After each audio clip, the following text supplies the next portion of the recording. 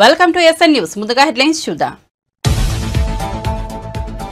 విశాఖ ఆనందపురంలో YCP social media సమావేశం. Social media కార్యకర్తలకు ఎప్పుడు అండగా ఉంటానన్న జగన్.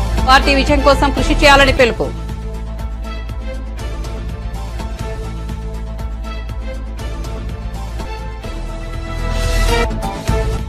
పిఠాపురం నుంచి ఎన్నికల బరిలో దిగుతున్న పవన్. చేబ్రోలు నుంచి భారీ ర్యాలీతో పిఠాపురం మండల పరిషత్ కార్యాలయానికి చేరిక. రిటర్నింగ్ అధికారికి నామినేషన్ పత్రాలు సమర్పించిన జనసేనాని.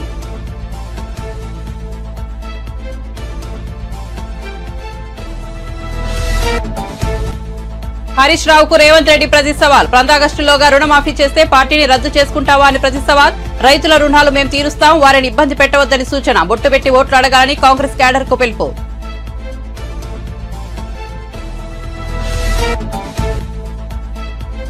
శ్రీకాకుళం జిల్లా పాతపట్నంలో ప్రజాగలం సభ. పాతపట్నం కొత్త చరిత్రను సృష్టించనుందన్న చంద్రబాబు. మే 13న మన జీవితాలను మార్చుకునే రోజు అని వెల్లడి. పవన్ మంచి వ్యక్తి అని కితాబు. రాష్ట్రం కోసం నిర్ణయాలు తీసుకున్నాడని వ్యాఖ్యలు. ఇక వార్త వివరాల్లోకి వెళ్తే ఏపీ సీఎం జగన్ మేమంతా సిద్ధం బస్సు యాత్ర సందర్భంగా విశాఖ ఆనందపురంలో వైసీపీ సోషల్ మీడియా విభాగంతో భేటీ అయ్యారు. ఈ సందర్భంగా ఆయన మాట్లాడుతూ వైసీపీ సోషల్ మీడియా వింగ్ కు మీ జగనన్న ఎప్పుడు అండగా ఉంటాడని స్పష్టం చేశారు. అనంతరం తన నుదుటిపై గాయాన్ని చూపిస్తూ ఈ దెబ్బ ఇక్కడ తగిలింది అంటే ఇక్కడ తగలలేదు అంటే ఆ దేవుడు మనతో ఇంకా పెద్ద స్క్రిప్ట్ ని రాయించే పనిలో పడ్డారని అర్థమని వివరించారు. కాబట్టి భయపడాల్సిన పని లేదని. ఏపీలో 175కి 175 అసెంబ్లీ స్థానాలు, 25కి 25 ఎంపీ స్థానాలు గెలిచేది వైఎస్ఆర్ కాంగ్రెస్ పార్టీయేనని సీఎం జగన్ ధీమా వ్యక్తం చేశారు. ఒక్క సీటు కూడా ఎక్కడా తగ్గేందుకు వీల్లేదని అన్నారు. మీ చేతిలో ఉన్న ఫోనే మీ ఆయుధమని, పార్టీ విజయం కోసం కృషి చేయాలని వైసీపీ సోషల్ మీడియా కార్యకర్తలకు పిలుపునిచ్చారు. అది తక్కువే అవుతుంది అని మాత్రం ఈ సందర్భంగా సగర్వంగా చెప్పగలుగుతాం.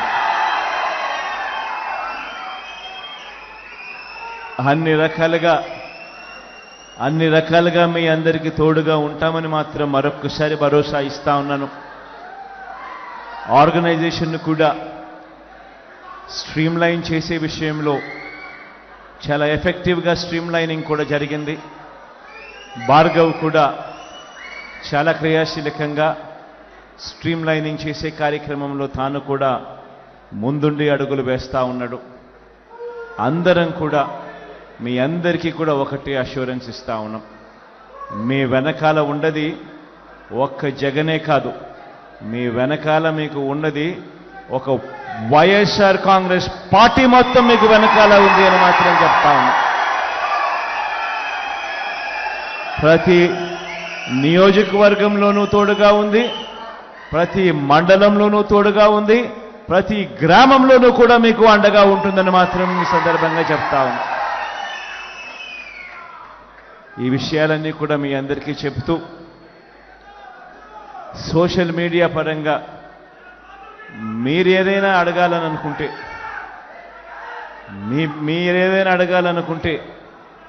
మీ అన్న మీ తమ్ముడు చెప్పడానికి సిద్ధంగా ఉన్నాడని ఈ సందర్భంగా చెబుతూ ఎవరైనా మాట్లాడాలనుకుంటే మాట్లాడమని కూడా కోరుతా ఉన్నా. ఈరోజు ఎలాగూ అందరూ విశాఖపట్నానికి వచ్చారు. కొంతమంది విశాఖపట్నం వాసులు, కొంతమంది విశాఖపట్నం బయట నుంచి కూడా వచ్చిన వాళ్ళు. ఈరోజు ఈ సిటీని చూస్తూ ఉన్నారు కదా, ఈ సిటీ ఆఫ్ డెస్టినీ అని. ఈ సిటీ ఆఫ్ డెస్టినీ అనేది రేపొద్దున ఆంధ్ర రాష్ట్ర డెస్టినీ అవుతుంది అనేది మాత్రం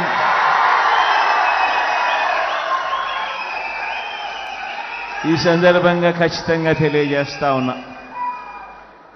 ఈ విషయం తెలియజేస్తూ ఎప్పుడైతే ఒక ముఖ్యమంత్రి వచ్చి ఈ సిటీలో కూర్చోవడం మొదలు పెడతాడో, ఎప్పుడైతే ముఖ్యమంత్రి ఈ సిటీ నుంచి పరిపాలన చేయడం మొదలు పెడతాడో, అప్పుడు ఈ సిటీ అన్నది హైదరాబాద్తో పోటీ పడే పరిస్థితి, చెన్నైతో పోటీ పడే పరిస్థితి, బెంగళూరుతో పోటీ పడే పరిస్థితి, ఐటీని ఈ స్టేజ్ నుంచి ఈ స్టేజ్కి తీసుకొని పోయే పరిస్థితి కూడా ఉంటుంది. ఈ మాట చెబుతూ మైక్లో మాట్లాడాలని ఎవరైనా అనుకుంటే మీ దాకా మైక్ వస్తుంది. మీరు ఎవరైనా మాట్లాడాలనుకుంటే మాట్లాడండి. మీకు ఏదైనా నేను ఏదైనా నోట్ చేసుకోవాల్సి ఉంటే నోట్ చేసుకుంటాను. మీకు ఏదైనా నేను సమాధానం చెప్పాల్సి వస్తే చెప్తాను. Thank you. BRS Siddipet MLA Harish రావుకు ముఖ్యమంత్రి రేవంత్ రెడ్డి ప్రతి సవాల్ విసిరారు. ఆగస్టు 15వ తేదీలోగా రుణమాఫీ చేస్తే నీ పార్టీని రద్దు చేసుకుంటావా? నేను మాటిస్తే ఎలా ఉంటుందో నీకంటే నీ మామకు బాగా తెలుసునని వ్యాఖ్యానించారు. మంగళవారం కొడంగల్లో ఏర్పాటు చేసిన సమావేశంలో సీఎం పాల్గొన్నారు. ఈ సందర్భంగా ఆయన మాట్లాడుతూ హరీష్ రావు నాకు సవాల్ విసిరారు. 15 ఆగస్టులోగా రుణమాఫీ చేయకుంటే రాజీనామా చేస్తావా అని అడిగారు. మరి నేను రుణమాఫీ చేస్తే నువ్వు నీ పార్టీని రద్దు చేసుకుంటావా అని సవాల్ను స్వీకరించు. భూమి తలకిందులైన కేసీఆర్ ఫామ్ హౌస్ లో ఉరేసుకుని సచ్చినా నేను రుణమాఫీ చేస్తా, నా సవాళ్లు స్వీకరిస్తావా అని ప్రతి సవాల్ విసిరారు. 500కి సిలిండర్ ఇస్తామని ఇవాళ 40 లక్షల మంది ఆడబిడ్డలకు 500 రూపాయలకే సిలిండర్ ఇచ్చిన, 200 యూనిట్లు ప్రతి పేదవాడికి ఉచిత కరెంట్ ఇస్తామని చెప్పి దాదాపుగా 45 లక్షల ఇళ్లలో ఇవాళ వెలుగు నింపుతున్నాం. 0 బిల్లు ఇచ్చి ఉచితంగా కరెంట్ ఇస్తున్నాం. ఇదే కాదు, నువ్వు డబుల్ బెడ్రూమ్ ఇల్లు కడతాను మోసం చేస్తే పేదోళ్ళు ఇవ్వాల, పిల్లలు పెళ్ళిళ్ళు అయి పెద్దోళ్ళైన ఇల్లు లేక వాళ్ళు ఇబ్బంది పడుతుంటే 22,500 కోట్లతో 4,50,000 ఇండ్లు నేను రాగానే మంజూరు చేసిన. ఇవన్నీ చక్కదిద్దుకుంటూ తాగుబోతానికి పెత్తనం ఇస్తే ఉన్నదంతా ఆగమాగం చేసి ఉన్న భూములు అమ్ముకొని ఊరంతా అప్పులు చేస్తే ఎట్లుంటుందో ఈ తాగుబోతు కేసీఆర్ చేతికి రాష్ట్రాన్ని ఇస్తే కూడా అప్పుల కుప్పగా చేస్తే ఒక్కొక్క సమస్యను పరిష్కరించుకుంటూ ఒక్కొక్క సమస్యను అవగాహన చేసుకుంటూ ఇవాళ ఒక మంచి పరిపాలన అందించుకుంటూ 100 రోజుల్లోనే 5 గ్యారెంటీలు అమలు చేసిన. 100వ రోజు ఎన్నికల కోడ్ వచ్చింది. రైతు రుణమాఫీ చేయాలంటే కూడా వచ్చింది. బ్యాంకుల్లో నువ్వు చేసిన పాపానికి 26,000 కోట్ల రూపాయలు ఈ 4 నెలల్లో నేను అప్పు కట్టాల్సి వచ్చింది. మిత్తి అసలు కిస్తులు కట్టాల్సి వచ్చింది. నిన్న మొన్న మాట ఇచ్చిన 15 ఆగస్టు లోపల తప్పకుండా 2 లక్షల రూపాయల రైతు రుణమాఫీ చేసే బాధ్యత నాది. సేవలాల్ సాక్షిగా, బావోజీ సాక్షిగా నేను మాట ఇస్తున్నా, 15 ఆగస్టు లోపల నేను మీ రైతు రుణమాఫీ చేస్తాను. హరీష్ రావు అంటున్నాడు నిన్న చేయకపోతే రాజీనామా చేస్తావా అని. నేను హరీష్ రావుకు సూటిగా కేసీఆర్ సవాలు విసురుతున్నా, 15 ఆగస్టు లోపల రుణమాఫీ నేను చేస్తా, నేను రుణమాఫీ చేస్తే నీ పార్టీని నువ్వు రద్దు చేసుకుంటావా? సవాళ్ళు స్వీకరించు. 15 ఆగస్టు లోపల 2 లక్షల రుణమాఫీ చేసి చూపిస్తా. అక్కడి సూర్యుడు ఇక్కడ మొలిసిన, భూమి ఆకాశాలు తలకిందులైనా, కేసీఆర్ ఫామ్ హౌస్లో ఊరేసుకొని సచ్చినా 15 ఆగస్టు లోపల రైతులకు 2 లక్షల రుణమాఫీ చేస్తా. చేసిన మరుక్షణమే నీ పార్టీని నువ్వు రద్దు చేసుకుంటావా? నా సవాల్ను స్వీకరించు హరీష్ రావు. పోయి నీ మామని అడుగు, నేను మాట ఇస్తే ఎట్లుంటానో తెలుస్తుంది. నీ మామకు తెలుసు నీకంటే ఎక్కువ. అందుకే ఇవాళ చెప్తున్నా, ఈ వేదిక మీద నుంచి ఏ రైతు ఆధైర్యపడాల్సిన పని లేదు, ఏ రైతు బాధపడాల్సిన అవసరం లేదు. నేను బ్యాంక్ వాళ్ళకు కూడా చెప్తున్నా, రైతులకు నోటీసులు ఇస్తున్నట్ట డీసీసీబీ బ్యాంక్ వాళ్ళు, ఎవరు మీరు అట్లాంటి అతిగా వ్యవహరించొద్దు. మిత్తితో సహా అనా పైసతో సహా మీ పైసల్ని 15 ఆగస్టు లోపల తెలంగాణ ప్రభుత్వం చెల్లిస్తుంది. మీరు రైతులను ఎవరినైనా ఇబ్బంది పెట్టే కార్యక్రమం చేస్తే ఈ ప్రభుత్వం చూస్తూ ఊరుకోదని చెప్పి బ్యాంక్ అధికారులకు, కోఆపరేటివ్ బ్యాంకు అధికారులకు కూడా నేను స్పష్టంగా విన్నవిస్తున్నా. మాది జిమ్మెదారీ రైతుల తరఫున రుణమాఫీకి మీ అప్పు చెల్లించేది. 15 ఆగస్టు లోపల నీకు అప్పు కడతాం. మా రైతుల పాస్ పుస్తకాలు విముక్తి చేసి ఇంటింటికి వాళ్ళ దగ్గరికి పంపించే బాధ్యత మా ప్రభుత్వం తీసుకుంటుంది. ఆనాడు కేసీఆర్ ప్రభుత్వంలో జొన్నలు ఏదన్నాడు, కందులేస్తే కొనటోళ్ళు లేడన్నాడు, మిర్చి వేస్తే తెగులు వచ్చి చచ్చిపోయింది, పత్తి వేస్తే దిక్కు లేకుండా పోయింది, మొక్కజొన్నలు సోయాబీన్ ఏం పండించినా లేక చివరికి రైతులందరినీ ఓరేసుకోమని చెప్పిండు కేసీఆర్. చివరి గింజ వరకు కొంటా అని మాట ఇచ్చాడు. ఈ తాగుబోతోని మాటలు నమ్మి మొత్తం రాష్ట్రం అంతా వరి వైపు మళ్ళీను, రాష్ట్రం అంతా వరి దిక్కు మళ్ళీ ఒక్క మాట సావు కబురు చల్లగా చెప్తున్నాడు, మీరు ఒరేసుకుంటే ఊరేసుకున్నట్టే కొనేటోడు ఉండడని. ఈడానే వ్యవసాయాన్ని బాగు చేసేటోడు ఈ తాగుబోతు మాటలు నమ్మి మళ్ళోసారి పార్లమెంట్లో ఓట్లు వేయాలనా? ఆ ఎల్ల FCI ద్వారా కొనాల్సిన కేంద్ర ప్రభుత్వం ప్యాడీ కొనకపోతే దీక్షలు చేసి రైతు దీక్ష చేసి నేను కోమటిరెడ్డి కేంద్ర ప్రభుత్వాన్ని నిలదీసి కొనిపించిన పరిస్థితులు లేలేదా? అందుకే ఈరోజు తెలంగాణ రైతులు పండించే వడ్లు. శ్రీకాకుళం జిల్లా పాతపట్నంలో టీడీపీ అధినేత చంద్రబాబు నాయుడు ప్రజాగలం సభ నిర్వహించారు. ఈ సభలో ఆయన ప్రసంగిస్తూ గతంలో చాలాసార్లు ఈ నియోజకవర్గానికి వచ్చానని, కానీ ఈ స్థాయి ప్రజాస్పందన ఎప్పుడూ కనిపించలేదని అన్నారు. పాతపట్నం ప్రజలు కొత్త చరిత్ర సృష్టించేందుకు సిద్దమయ్యారని కొనియాడారు. ఈ సభకు విశేషంగా తరలివచ్చిన ప్రజలను, వారిలో కనిపిస్తున్న ఉత్సాహాన్ని చూస్తుంటే రాబోయే ఎన్నికల్లో ఉత్తరాంధ్రలో కూటమి క్లీన్ స్వీప్ చేస్తుందన్న నమ్మకం కలుగుతోందని పేర్కొన్నారు. ఫైర్ బ్రాండ్ తండ్రి ఎర్రనాయుడికి తగ్గ తనయుడు కింజరపు రామ్మోహన్ నాయుడు వరుసగా మూడోసారి కూడా పార్లమెంటుకు పంపాలని ప్రజలకు పిలుపునిచ్చారు. ఒక సామాన్య వ్యక్తి గోవిందరావుకు ఇక్కడ ఎమ్మెల్యే అభ్యర్థిగా అవకాశం ఇచ్చిన పార్టీ టీడీపీని స్పష్టం చేశారు. కొత్త చరిత్ర రాయడానికి సిద్ధంగా ఉంది. అవునా కాదా తమ్ముళ్ళు అని మిమ్మల్ని అడుగుతున్నా. ఎటు చూసినా జనమే జనం. వెనకానైతే ఎటు చూసినా జనమే కనపడుస్తున్నారు.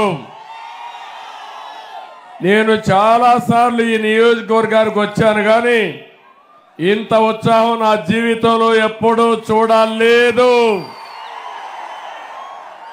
ఇది చూసిన తర్వాత నాకు అనిపిస్తుంది, రేపు జరిగే ఎన్నికల్లో ఉత్తరాంధ్ర క్లీన్ స్వీప్ చేయబోతున్నామని చెప్పి నేను మీకు విజ్ఞప్తి చేస్తున్నా. ఇక్కడికి వచ్చినప్పుడు ఒక పక్క రామ్మోహన్ నాయుడు మీ అభిమాన నాయకుడు ఎంపీగా గెలిపించడానికి సిద్ధంగా ఉండమని, మూడోసారి ముచ్చటగా ఎంపీగా గెలిపించమని కోరుతున్నాను. ఒక ఫైర్ బ్రాండ్. ఒకసారి చూస్తే ఉత్తరాంధ్ర ముద్దు బిడ్డ ఎర్రమనాయుడు గారి కొడుకు, తండ్రికి తగ్గ తనయుడు అని చెప్పి మరొకసారి మీ అందరికి విజ్ఞప్తి చేస్తున్నా. ఇంకో పక్క ఒక యువకుడు గోవిందరావు గారు, సామాన్య వ్యక్తి. ఈరోజు ఇక్కడ ఎంపీగా ఎమ్మెల్యేగా ఇచ్చామంటే ఒక సాధారణమైన వ్యక్తికి ఎమ్మెల్యే ఇచ్చి గెలిపించే పార్టీ తెలుగుదేశం పార్టీ అని చెప్పి నేను మీకు తెలియజేస్తున్నా. తమ్ముళ్ళు 19 రోజులే ఉంది.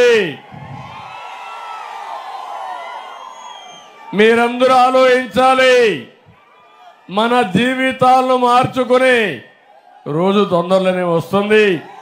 అది మే 13వ తారీఖున. ఏం తమ్ముళ్ళు సిద్ధమా అని మిమ్మల్ని అడుగుతున్నా. ఏమమ్మా సిద్ధమా అని మిమ్మల్ని అడుగుతున్నా. మీరేమంటారు తమ్ముళ్ళు అని మిమ్మల్ని అడుగుతున్నా. ఈ ఎన్నిక నా కోసరం కాదు, లేకపోతే మా రాజకీయ పార్టీల కోసరం కాదు. ఈ ఎన్నికలు రాష్ట్రాన్ని బాగు చేసుకోవడానికి. అందుకే నేను చెప్తున్నాను, ప్రజలు గెలవాలి, రాష్ట్రం నిలబడాలి. అందుకే మేము పొత్తు పెట్టుకున్నాం. 3 రాజకీయ పార్టీలు. ఒక పక్క పవన్ కళ్యాణ్ గారు ఒక మంచి వ్యక్తి, సినిమాల్లోనే కాదు హీరో, నిజ జీవితంలో కూడా రాజకీయాల్లో కూడా నిజమైన హీరో మన పవన్ కళ్యాణ్ గారు. ఈ రాష్ట్ర అభివృద్ధి దృష్టిలో పెట్టుకొని పనిచేసే వ్యక్తి. ఇంకో పక్క ఎన్డీఏ బీజేపీ, కేంద్రంలో బీజేపీని అధికారంలో ఉంది. అవునా కాదా తమ్ముళ్ళు అడుగుతున్నా. మళ్ళీ రాబోయేది బీజేపీని. అవునా కాదా అని అడుగుతున్నా. అందుకే మన పొత్తు 3 రాజకీయాల పార్టీలు పెట్టుకున్నాం. ఈ తమ్ముళ్లకు ఉద్యోగాలు ఇవ్వడానికి, మా ఆడబిడ్డల భవిష్యత్తు కోసం భద్రత. లోక్సభ ఎన్నికల్లో చేవెళ్ల బీఆర్ఎస్ అభ్యర్థిగా పోటీ చేస్తున్న కాసారి జ్ఞానేశ్వర్ ను భారీ మెజార్టీతో గెలిపించుకోవాల్సిన బాధ్యత అందరిపై ఉందని ఆ పార్టీ వర్కింగ్ ప్రెసిడెంట్ కేటీఆర్ అన్నారు. బలహీన వర్గాలను ఒక్కటి చేసిన బాహుబలి కాసాని అని కొనియాడారు. తల్లిపాలు తాగి రొమ్ముగుద్దిన రంజిత్ రెడ్డి, కొండా విశ్వేశ్వరరెడ్డిలకు బుద్ధి చెప్పాలని కోరారు. పార్టీ కష్టాల్లో ఉన్నప్పుడు పారిపోయే పిరికిపందలకు బుద్ధి చెప్పాల్సిందేనని అన్నారు. బీఆర్ఎస్ కు 8 నుంచి 10 ఎంపీ సీట్లు వస్తే కేంద్రంలో ఉన్న ఏ పార్టీ అయినా మన మాట వింటుందని కేటీఆర్ చెప్పారు. లోక్సభ ఎన్నికల్లో బీజేపీకి 400 కాదు 200 సీట్లు కూడా వచ్చే పరిస్థితి లేదన్నారు. కాంగ్రెస్ కు 100 నుంచి 150 సీట్లు కూడా రావని చెప్పారు. అరిచేతిలో వైకుంఠం చూపించి మోసం చేసే కాంగ్రెస్ పార్టీని అందరూ నిలదీయాలని అన్నారు. కేంద్రంలోని బీజేపీ గత 10 ఏళ్లలో తెలంగాణకు చేసిందేమీ లేదని విమర్శించారు. చేవెళ్ల లోక్సభ పరిధిలోని రాజేంద్రనగర్లో నిర్వహించిన రోడ్ షోలో కేటీఆర్ పాల్గొన్నారు. ఈ సందర్భంగా ఆయన ప్రసంగిస్తూ ఈ వ్యాఖ్యలు చేశారు. ఇంకా వేదిక పైన ఉన్న గౌరవనీయులైన పెద్దలందరికీ వేదిక ముందు ఎండలు కూడా ఇంత పెద్ద ఎత్తున తరలి వచ్చి జ్ఞానేశ్వరన్నను ఆశీర్వదించడానికి విచ్చేసిన మా గులాబీ అన్నదమ్ములకు, అక్క చెల్లెలకు, ఆడబిడ్డలకు, అన్నదమ్ములందరికీ పేరు పేరున హృదయపూర్వకంగా నమస్కారం. మీ అందరికీ కూడా హృదయపూర్వకంగా ధన్యవాదాలు. ఎండాని సాకులు వెతకకుండా మరి ఈరోజు జ్ఞానేశ్వరన్న గెలవాలే, మళ్ళొక్కసారి రాష్ట్రంలో గులాబీ జెండా ఎగరాలే అనే ఉద్దేశంతో మీరందరూ తరలి వచ్చినారు. తప్పకుండా నాకైతే విశ్వాసం ఉంది, రానున్న రోజుల్లో మనకు తెలంగాణ రాష్ట్రంలో ఉండే 17 పార్లమెంట్ సీట్లకు గాను ఒక 10-12 పార్లమెంట్ సీట్లు కనుక మనం గెలుచుకున్నట్టయితే ఎంతో కాలం లేదు, మళ్ళీ తిరిగి మన పార్టీయే మళ్ళీ రాష్ట్రంలో కూడా గులాబీ జెండా ఎగిరేసేది ఖాయమనే మాట కూడా నేను మీకు విజ్ఞప్తి చేస్తా ఉన్నా. దేశ రాజకీయాలు మీరు ఒక్కసారి చూస్తే ఇవాళ బయటికి ఏం చెప్పినా మోడీ గారికి కానీ ఎన్డీఏకి కానీ 400 సీట్లు కాదు కదా, 200-220 సీట్లు కూడా దాటే పరిస్థితి లేదు. కాంగ్రెస్ పార్టీకి కూడా ఇవాళ చూస్తా ఉంటే 150-200 మధ్యలోనే ఆగిపోయే పరిస్థితి ఉన్నది. ఎందుకు గెలవాలి బీఆర్ఎస్, ఎందుకు ఉండాలి గులాబీ జెండా పార్లమెంట్లో అంటే, మీరు గిన్న 10-12 సీట్లు మాకు అప్పచెప్తే రేపటి రోజున అటు ఎన్డీఏ ఇటు యూపీఏ ఇద్దరు వచ్చి కేసీఆర్ గారి దగ్గరికి వచ్చి అన్నా దండం పెడతాం, మీ తెలంగాణకి ఏం కావాలంటే చేస్తాం, మీరు దయచేసి మాకు మద్దతు ఇవ్వండి అని వాళ్ళే మన దగ్గరకు వచ్చే పరిస్థితి రావాలంటే మన ఎంపీలు ఉండాలి, గట్టి గొట్లాటోళ్ళు ఉండాలి. వాళ్ళ చేవెళ్ల పార్లమెంట్ పరిధిలో మిమ్మల్ని ఆలోచించమని కోరుతా ఉన్నా. నేను ఎవరెవరికి మధ్యన జరుగుతున్నది పోటీ. నిన్న మొన్నటిదాకా ఇక్కడ ఉండి, నిన్న మొన్నటిదాకా మీరు గెలిపిస్తే గెలిచి, నిన్న మొన్నటిదాకా కేసీఆర్ గారు అవకాశాలు ఇస్తే అవకాశాలు వాడుకొని మంత్రి పదవులు అనుభవించి, ఎంపీ పదవులు అనుభవించి, ఇచ్చిన ప్రతి అవకాశాన్ని మీ దయతో, మీరేసిన ఓట్లతో, ఏపించిన ఓట్లతో గెలిచిన వాళ్ళు ఈరోజు తల్లి పాలు దాగి రొమ్ము గుద్దినట్టు తల్లి లాంటి అమ్మకు, ఇవాళ అమ్మ లాంటి పార్టీకి మోసం చేసిన రంజిత్ రెడ్డి, పట్నం మహేందర్ రెడ్డికి బుద్ధి చెప్పాల్సిన బాధ్యత మనందరి మీద ఉన్నది. ఇవాళ పార్టీకి కొంత కష్టకాలం రాగానే అధికారం పోయిందో లేదో వెంటనే జారుకునే ఎవరైతే పిరికి పందలున్నారో తప్పకుండా వాళ్లకు బుద్ధి చెప్పాలి. బలహీన వర్గాలందరినీ 93 కులాల బలహీన వర్గాలను ఐక్యం చేసిన బాహుబలి మన అన్న కాసాని జ్ఞానేశ్వరన్న. మొన్న చేవెళ్ల సభ నేను చూస్తా ఉంటే టీవీలో, ఆ రోజు మా స్వామి గౌడ్ అన్న ఒక మాట అన్నాడు, మేము జనాభాలో 85-90% ఉన్న మేము బలహీనులం ఎట్లయితాం, బలహీన వర్గాలం ఎట్లయితాం, రేపు మా దమ్మెందో చూపెడతాం చేవెళ్లలో అనే మాట మొన్న మన స్వామి గౌడన్న చెప్తా ఉంటే నేను చూసిన. నేను మిత్రులందరినీ ఒక్కటే కోరుతున్నా, ఇవాళ కొన్ని రాజకీయ పార్టీలు అంటాయి బలహీన వర్గాలకు అవకాశం ఇస్తే గెలువరేమో అనే అపవాదు పెట్టే ప్రయత్నం చేస్తారు. మరి ఇలా ఒక బలమైన నాయకుడు, బలహీన వర్గాల నాయకుడు కాదు, బలమైన నాయకుడు, బలహీన వర్గాలకు గొంతుకై నిలబడ్డ నాయకుడు చేవెళ్ల పార్లమెంటులో మీ ముందుకు కేసీఆర్ గారు పంపిస్తే కాసాని జ్ఞానేశ్వర్ గారు వచ్చిండ్రు. మరి బలహీన వర్గాలకు రాజ్యాధికారం కావాలి అనే మాట, అనే డిమాండ్ ఏదైతున్నదో అది నెరవేరాలి అంటే అవకాశం వచ్చిన ప్రతిసారి దాన్ని అందిపుచ్చుకోవాలి, గెలిపించి. జనసేన పార్టీ అధినేత పవన్ కళ్యాణ్ మధ్యాహ్నం పీఠాపురం ఎమ్మెల్యే అభ్యర్థిగా నామినేషన్ దాఖలు చేశారు. ఉదయం చేబ్రోల్లోని తన నివాసం నుంచి భారీ ర్యాలీగా బయలుదేరిన పవన్ కళ్యాణ్ పీఠాపురం పాదిగాయ క్షేత్రం మీదుగా మండల పరిషత్ కార్యాలయానికి చేరుకున్నారు. అక్కడ రిటర్నింగ్ అధికారికి తన నామినేషన్ పత్రాలు అందజేశారు. ఈ సందర్భంగా పవన్ పక్కన ఆయన సోదరుడు Nagababu, Pithapuram TDP incharge SVSS Varma కూడా ఉన్నారు. నామినేషన్ అనంతరం పవన్ చేబ్రోల్ తిరిగి వచ్చారు. సాయంత్రం ఉప్పాడలో జరిగే బహిరంగ సభకు ఆయన హాజరు కానున్నారు. కాగా పవన్ నామినేషన్ ర్యాలీలో 3 పార్టీల కార్యకర్తలు పెద్ద సంఖ్యలో పాల్గొన్నారు. కిలోమీటర్ల పొడవునా బైకులు, వాహనాలతో పవన్ ను అనుసరించిన కార్యకర్తలు, అభిమానులు నినాదాలతో హోరెత్తించారు. ఒక 30-40 నియోజకవర్గాలు మా అభ్యర్థులు పెద్దాపురం లాంటి నియోజకవర్గంలో కూడా నేను విత్డ్రా చేయడం జరిగింది. అందరినీ సర్దుకోమని చెప్పాను. దాంట్లో భాగంగానే చాలా బలమైన ప్రజానాయకులు, ప్రజల్లో బలమైన అవగాహన ఉన్నది ప్రజా సమస్యల మీద. అలాంటి వ్యక్తి వర్మ గారు నా కోసం ఆయన సీట్ని త్యాగం చేశారు. మనస్ఫూర్తిగా వారికి ఈ సందర్భంగా వారికి నా ప్రత్యేక కృతజ్ఞతలు, నమస్కారాలు. ఈ త్యాగం రాష్ట్ర ప్రయోజనాలకే కానీ వ్యక్తిగత ప్రయోజనాలు దాటి చేస్తున్నాం అది. సో మనస్ఫూర్తిగా వారికి కూడా భవిష్యత్తులో ఉన్నత స్థానాలని అధిరోహించాలని దానికి నా కృషి ఉంటుందని కూడా తెలియజేసుకుంటా ఉన్నాను. అలాగే జనసేన కాకినాడ పార్లమెంట్ పరిధిలో పిఠాపురం కూడా దాని తంగెళ్ళ ఉదయ్ శ్రీనివాస్ టీ టైం అధ్యక్షులుగా మన టీ టైం వ్యవస్థాపకుడిగా పేరుంది. దాదాపు 25,000 మంది పైకి ఆయన ఉద్యోగాలు ఇచ్చారు. సో అలాగే దేశం నలుమూలలా ఆయన టీ టైం చూడొచ్చు.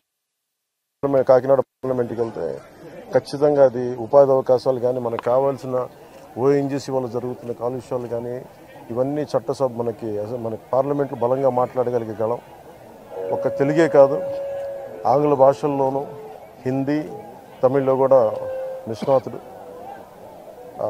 అలాంటి వ్యక్తి ఈరోజు నుంచి అభ్యర్థిగా పెడుతున్న కాకినాడ పార్లమెంట్ నియోజకవర్గం నుంచి. ముఖ్యంగా బుర్రా కృష్ణరాజు గారు భారతీయ జనతా పార్టీ నాయకులు, వారు మనస్ఫూర్తిగా అండగా ఉన్నారు. వారికి ప్రత్యేక కృతజ్ఞతలు తెలియజేసుకుంటాము. మేము ఎన్డీఏ కూటమి తెలుగుదేశం పార్టీ, జనసేన, భారతీయ జనతా పార్టీ అఖండ విజయం సాధించబోతుంది. దానికి తార్కాణ నిదర్శనమే ఈ నామినేషన్ వేసే ప్రక్రియ. అలాగే ఏ మీడియానైతే ఈ ప్రభుత్వం నలిపేసిందో ఆ మీడియాకి మేము అండగా ఉంటాం. మీ కష్టాల్లో మేము పాలు పంచుకుంటాం. మీ కష్టాలకి మేము చేయూతనిస్తాను మనస్ఫూర్తిగా తెలియజేసుకుంటూ సెలవు. అంటే ఏమంటారండి హెల్త్ కామెంట్స్ చెప్పాను కదండి ఆల్రెడీ. పెన్షనర్లకు సంబంధించి పింఛన్ ఇంటికి పంపుతారా లేదా ఎన్నికల నేపథ్యంలో ప్రభుత్వం రాజకీయం చేసే అవకాశం చెప్తారు. దీనికి మీరు ఏం మెసేజ్? అలా ఇది నిజంగా కనుక చీఫ్ సెక్రటరీ కానీ పోలీస్ అధికారులు కానీ దీనికి అడ్డంకులు కల్పించకపోతే పెన్షన్ ఇళ్ళకే చేరుద్ది. ఖచ్చితంగా. కాకపోతే దీన్ని వాళ్ళు ప్రభుత్వం ఆపాలనుకుంటే ఇది ఖచ్చితంగా ఈరోజు ఈ 1వ తారీఖు ఇంటికి పెన్షన్లు అందకపోతే దాంట్లో ప్రభుత్వం కుట్ర ఉంది.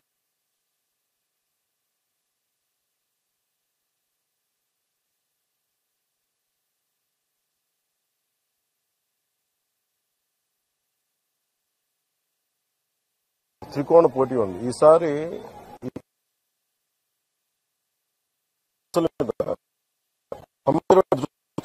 ఇప్పుడు నేను వర్మ గారు విడివిడిగా పోటీ చేయడానికి కలిసి మేము ఉమ్మడిగా ఒక ప్లాట్ఫామ్ సులభం అవుతుంది. అలాగే క్లాష్ ఉండదు. లేదంటే ఏదన్నా సరే ఈ సమస్యను ఇలా సాల్వ్ చేయాలని ఒక ఉండి టీడీపీ అభ్యర్థి ఎంపీ కనుమూరి రఘురామకృష్ణరాజు మంగళవారం ఉండి నియోజకవర్గం కోడేరు మండలం కొండేపూడిలో ఎన్నికల ప్రచారం నిర్వహించారు. స్థానిక రామాలయంలో ఆయన సతీమణి రమాదేవి, కుమారుడు భరత్తో కలిసి పూజలు నిర్వహించారు. చంద్రబాబుతోనే రాష్ట్రంలో సంక్షేమ పరిపాలన సాధ్యమని చెప్పారు. కూటమి అభ్యర్థులను గెలిపించాలని కోరారు. అందరూ కూడా సైనికులై ఈ రాక్షస పాలనకి దారుణమైన అంతం ఇవ్వబోతున్నారంటంలో ఎటువంటి సందేహం లేదు. ఆ విజయం ఎలా ఉండాలి అంటే చంద్రబాబు నాయుడు గారి విజయం. మళ్ళీ నాకు ఈ రాజకీయాలు వద్దురా బాబు అని చెప్పి పులిగా చెప్పుకునే పారిపోయేలాగా ఉండాలి అని చెప్పుకుంటూ, ఎందుకంటే మనం చూస్తున్నాం ఇంకా ఎలక్షన్లు వచ్చిన తర్వాత కూడా ఎవరైనా అభివృద్ధి గురించి మాట్లాడతారు. ఇంకా పవన్ కళ్యాణ్ గారు వ్యక్తిగత జీవితం, పవన్ కళ్యాణ్ గారు తెల్లాలని సంబోధించడం, ఆయన కూడా నిన్న చాలా సీరియస్గా రియాక్ట్ అవ్వడం జరిగింది. సో ఇటువంటి వాగుడు తగ్గించుకొని మరి ఏదైనా చేసిందంటే చెప్పాలి. మద్యపాన నిషేధం చేయకపోతే ఓటే అడగను అని చెప్పి అన్నాడు కదా, మరి దాని గురించి మహిళలు ప్రశ్నించాలి. మహిళలు సరే ఇప్పటికే మన గోదావరి జిల్లాలో అసలు జనం లేరు, ఏగలు తోలుకుంటున్నారు. సో పరదాలు కట్టుకుని మళ్ళీ తిరుగుతున్నారు. మొన్న మనం చూసాం, హాస్పిటల్ నుంచి అతను బయటకు వచ్చాడు ఏదో చిన్న గీరుకుందని. వచ్చినప్పుడు చిన్న ట్రాన్స్పరెంట్ పట్టీతో వచ్చాడు. ఇంతింత వటుడింత అన్నట్టు వామనుడు పెద్దగా ఎదిగినట్టు ఆ పట్టి 2వ రోజుకి ఇంత అయింది, టూర్కి వచ్చేటప్పటికి ఇంత అయింది. రేపు 10, 11వ తారీఖులకి తలకి పెద్ద కట్టుకట్టుకుని అలాగా తయారవుతారేమో వీళ్ళిద్దరూ, ఈ డ్రామా ఆర్టిస్టులు ఇద్దరు అని చెప్పి ప్రజలందరూ కూడా భావిస్తున్నారు. మీ భర్తల ప్రాణాలు కానీ మీ ఆస్తులు కానీ మీరు కాపాడుకోవాలి అంటే చంద్రబాబు నాయుడు గారికి ఓటేయండి, జగన్మోహన్ రెడ్డిని ఓడించండి. ఇది గోదావరి జిల్లాల ఆత్మగౌరవానికి, కడప జిల్లా అని నేను అన్నాను, పులివెందుల వారి దౌర్జన్యానికి మధ్యన జరుగుతున్న పోటీ మన గోదావరి జిల్లాల్లో అన్ని స్థానాలు చంద్రబాబు నాయుడు గారికి ఇస్తాయి. గోదావరి జిల్లాలో ఎవరికి ఎక్కువ స్థానాలు వస్తాయి వాళ్ళే ప్రభుత్వం స్థాపిస్తారు. కాబట్టి ఇది మన గోదావరి జిల్లాలకి ప్రతిష్ట. మన జిల్లాల్లో చంద్రబాబు నాయుడు గారిని గెలిపించుకున్నాం. రాష్ట్ర ప్రజలందరికీ మన గోదావరి ప్రజలు మేలు చేద్దాం. ఇది నా పిలుపు. మన జిల్లా వాసిగా మన వాసులందరూ, మన గోదావరి జిల్లా వాసులు పోలవరం నీళ్ళు ఇచ్చి ఎలా అయితే రాష్ట్రాన్ని ఆదుకుంటారో రాబోయే రోజుల్లో అందరూ మనం చంద్రబాబు నాయుడు గారికి ఓటిచ్చి రాష్ట్రాన్ని ఒక దుష్టుడి పరిపాలన నుంచి బయటపడేయాలని కొండేపూడిలోని వినాయకుడి సాక్షిగా రాష్ట్ర ప్రజలందరికీ నా విజ్ఞప్తి.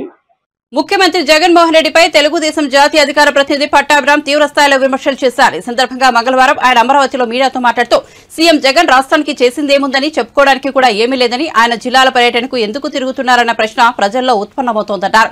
అంతా దోపిడీ నాశనం తప్పితే ఏం లేదన్నారు. మళ్లీ వైసీపీ అధికారంలోకి వచ్చేది లేదని ముఖ్యమంత్రికి అర్థమైందని, అందుకే రాష్ట్రం మొత్తం చివరిసారిగా ఒకసారి తిరిగి అవినీతి రెక్కలు తెలుసుకోవడానికే సీఎం జగన్ జిల్లాల పర్యటన చేస్తున్నారని విమర్శించారు.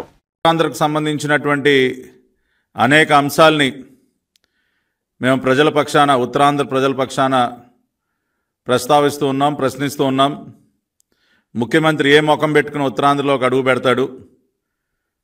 అక్కడ ఉన్నటువంటి వనరులన్నింటినీ కూడా విపరీతంగా దోపిడీ చేస్తూ, అక్కడ ఉన్నటువంటి పెట్టుబడులన్నింటినీ కూడా తరివేస్తూ, ఉత్తరాంధ్రని గంజాయికి, డ్రగ్స్కి ఒక అడ్డాగా తయారు చేసి పూర్తిగా ఆ ప్రాంతాన్ని నాశనం చేసి ఏ ముఖం పెట్టుకుని ముఖ్యమంత్రి వస్తూ ఉన్నాడు? అదేవిధంగా విశాఖపట్నం స్టీల్ ప్లాంట్కి ఆయన చేసినటువంటి నష్టం ఏంటి? ప్రభుత్వ ఆస్తులు, గంగవరం పోర్ట్ లాంటి ప్రభుత్వ ఆస్తులను ఏ రకంగా తెగనమ్మాడు? ఇటువంటి అనేక అంశాలు మేము ప్రశ్నిస్తున్నాం. ముఖ్యమంత్రి దేనికి కూడా జవాబు చెప్పేటటువంటి పరిస్థితిలో లేడు. ఎందుకంటే ఇవన్నీ ఆధారాలతో మన కళ్ళెదురుగుండా కనపడుతున్నటువంటి అంశాలు కాబట్టి దేనికి సమాధానం చెప్పలేడు ఈ రాష్ట్ర ముఖ్యమంత్రి.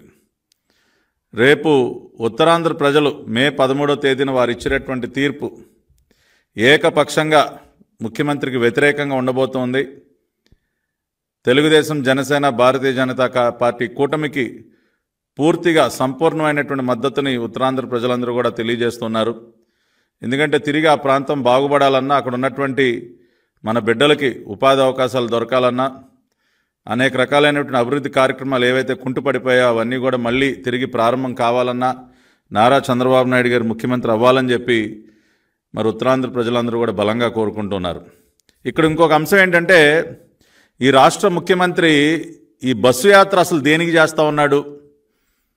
ఆ చేసిందేముంది? అసలు చెప్పుకోవడానికి చేసిందేముంది? అసలు దేనికి వస్తూ ఉన్నాడు? జిల్లా జిల్లా దేనికి తిరుగుతూ ఉన్నాడు అన్న ఒక ప్రశ్న కూడా ప్రజల్లో ఉత్పన్నం అవుతోంది. దేనికి వస్తూ ఉన్నాడు? అసలు ఏం చేశాడు? మన జిల్లాకి ఏం చేశాడు? ఏదైనా చేస్తే కదా ఇదిగో ఇది చేశాను నాకు ఓట్లేండి అని అడగటానికి. అసలు రాష్ట్రానికి కానీ, మన జిల్లాకి కానీ, మన ప్రాంతానికి కానీ ఏం చేశాడు? అంతా దోపిడీ, నాశనమే కదా. అసలు దేనికి వస్తూ ఉన్నాడన్న ఒక ప్రశ్న కూడా ఉత్పన్నం అవుతోంది. దేనికి అంటే ఈయన గారికి, ఈ రాష్ట్ర ముఖ్యమంత్రి జగన్ రెడ్డి కూడా తెలుసు ఇక మళ్ళీ తాను ముఖ్యమంత్రి అయ్యేది లేదు, మళ్ళీ తన పార్టీ అధికారంలోకి వచ్చేది లేదు అన్న విషయం ఈ రాష్ట్ర ముఖ్యమంత్రికి చాలా స్పష్టంగా తెలుసు. అందుకనే చివరి రౌండ్, రాష్ట్రం మొత్తం చివరిసారిగా ఒక రౌండ్ వేసేసి లెక్కలు సరి చేసుకోవడానికి వస్తూ ఉన్నాడు. దేనికి వస్తూ ఉన్నాడండి? బస్సు వేసుకుని ఈ బస్సు యాత్ర దేనికి చేస్తూ ఉన్నాడంటే, ప్రజలకి ఏదో తాను మంచి చేశానని చెప్పుకోవటానికో, చేసిందేమీ లేదనుకోండి, ఏదో నేను ఇది చేశానని చూపించుకోవడానికో, భవిష్యత్తులో మళ్ళీ ఇది చేస్తానని చెప్పడానికో, మళ్ళీ ఈయన గారు ఏదైనా చేస్తానని నమ్మేటటువంటి పరిస్థితిలో కూడా ప్రజలు లేరు. సో కేవలం జగన్మోహన్ రెడ్డి గారి బస్సు యాత్ర దేనికి అంటే, ఈ 5 సంవత్సరాల కాలంలో ప్రతి జిల్లాలో కూడా విచ్చలవిడిగా రకరకాలుగా అనేక దోపిడీలకు పాల్పడ్డాడు. అది శాండ్లో కానివ్వండి, లిక్కర్లో కానివ్వండి, మైనింగ్లో కానివ్వండి, భూముల్లో కానివ్వండి, భూ కబ్జాల్లో కానివ్వండి, ఇట్లా రకరకాలుగా ఆయన చేయనటువంటి అవినీతి కార్యక్రమం లేదు. ఎర్రచందనం అమ్ముకోవటం కానివ్వండి, నాటుసారా కాయటం కానివ్వండి. బులెటిన్ ముగించే ముందు హెడ్లైన్స్ మరోసారి చూద్దాం. విశాఖ ఆనందపురంలో వైసీపీ సోషల్ మీడియా సమావేశం. సోషల్ మీడియా కార్యకర్తలకు ఎప్పుడు అండగా ఉంటానన్న జగన్. పార్టీ విజయం కోసం కృషి చేయాలని పిలుపు.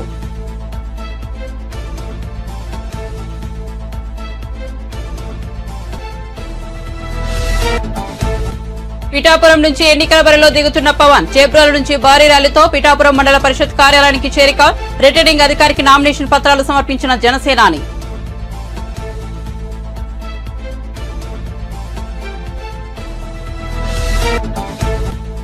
హరీష్ రావుకు రేవంత్ రెడ్డి ప్రతి సవాల్. ఆగస్టులోగా రుణమాఫీ చేస్తే పార్టీని రద్దు చేసుకుంటావా అని ప్రతి సవాల్. రైతుల రుణాలు మేం తీరుస్తాం, వారిని ఇబ్బంది పెట్టవద్దని సూచన. బొట్టు పెట్టి ఓట్లు అడగాలని కాంగ్రెస్ క్యాడర్ కు పిలుపు.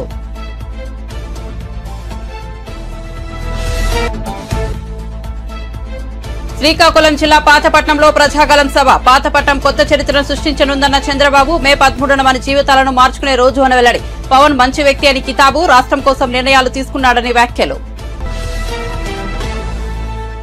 మరిన్ని అప్డేట్స్ కోసం చూస్తూనే ఉండండి SN న్యూస్.